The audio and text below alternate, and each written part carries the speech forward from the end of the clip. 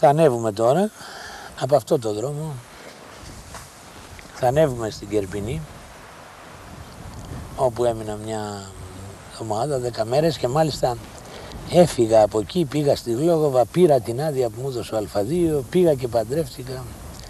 Παντρεύτηκα για να πάρω άδεια γάμου και πήρα άδεια γάμου γιατί δεν μου έδινε ένα κτήνος, ένα κάθαρμα διοικητής του τάγματος Σταρίδας, λεγόταν, τον αποστρατεύσανε.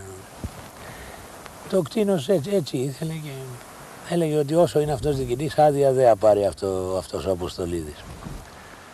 Γιατί τον είχα κάποτε για 5-10 μέρες, ο διαχειριστής μου είχε κατεβάσει να γράφω καταστάσεις εκεί στην Κόνιτσα και είχε αναλάβει αυτός διοικητής και μόλις ήρθε σηκώθηκα μορφή βέβαια. Σε κάτι κάσες καθόμουν και έγραφα. Α, λέει, έχεις, λέει, κύριε Ανθυπολογαγία, λέει, έχεις εδώ, λέει, και αυτόν, λέει, τον Αθηναίο, τον διοπτροφόρο. Το καθήκη, να πούμε, αυτό ήταν το επίπεδο του. Ένας που φοράει γυαλιά, να πούμε, είναι δηλαδή κάτι το μειωτικό, να πούμε, για αυτούς τους ηλίθιους ανθρώπους, έτσι είναι. Ξέρεις, λέει, είναι πολύ καλός στρατιώτης, κύριε διοικητά, του, λέει. Τέλειες καταστάσεις κάνει, ποτέ κανένα λάθος. Ναι, λέει, αλλά αυτοί οι Αθηναίοι, οι μορφωμένοι, λέει, άμα απολυθούν, λέει, μας συναντάνε, λέει, στον σταδίο και δεν μας λένε ούτε καλημέρα. Και γυρνάει σε μένα έτσι με ένα ύφος ηταμό, να πούμε.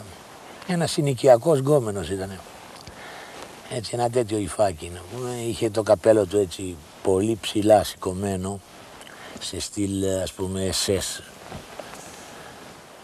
Πώς τα έχουν κάτι ξεπασμένοι εσατζίδες, να πούμε, δεν ξέρω, το έχω δει. Και λέει, έτσι δεν είναι διοπτροφόρε, μου λέει, προκλητικά, δηλαδή, είναι διοικητής και δεν τολμήσω να του πω. Έτσι ακριβώς, κύριε διοικητά, του λέω.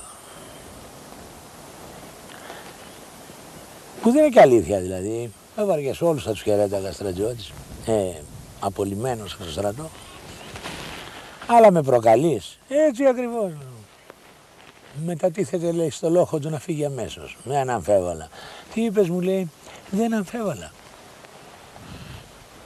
Αυτός λοιπόν είχε ορκιστεί ότι άδεια δεν θα πάρω όσο είναι διοικητής.